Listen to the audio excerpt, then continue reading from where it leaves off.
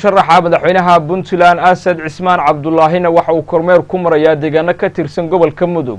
waxaana uu kulamo la qaatay dadka ku sugan degmada Goldogob ee gobolka Mudug isagoo la kulmay waxgaradka iyo qaybaha kala duwan ee bulshada wariyahana Maxamed Bilageele ayaa warbixinta noo diyaariyay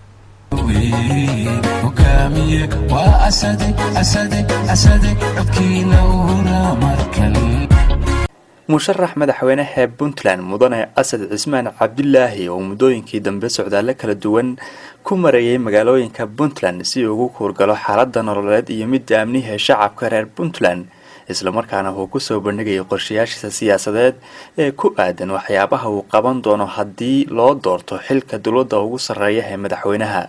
ayaa gaaray degmada Goldogob ee gobolka Mudug halkaas oo si ballaaran ay ugu soo dhaweeyeen qaybaha bulshada sida haweenka dhalinyarada waxgaradka iyo sidoo kale maamulka degmada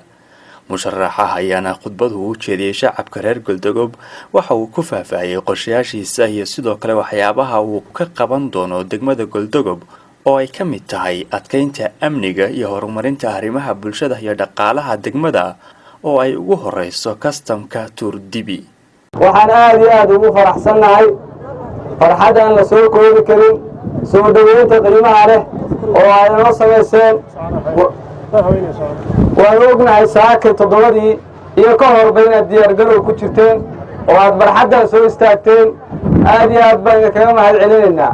wax qabadkii aan qaban jirnay xaq ciidan inaan u bedelno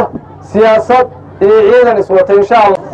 waxaan doonaynaa haddii Ilaahay yiraahdo inaanu ka faa'iideysano wadanka dariskeena oo 150 milyan meesha ugu habboon oo laga faa'iideysan karo waa xagee waa Goldogob meel kale ma maraysaan waa halkan insha Allah haddaan xilka ku guuleysano waxa meesha waxay noqon doontaa meesha looga faa'iideysto ganacsiga Itoobiya iyo Puntland bay noqon doontaa insha Allah waxaan idinka codsanaynaa inaad la shaqeysaan ciidamada inaad amniga ka shaqeysaan haddii Ilaahay yiraahdo waxaan idin balanqaadaynaa haddaan xilka ku guuleysano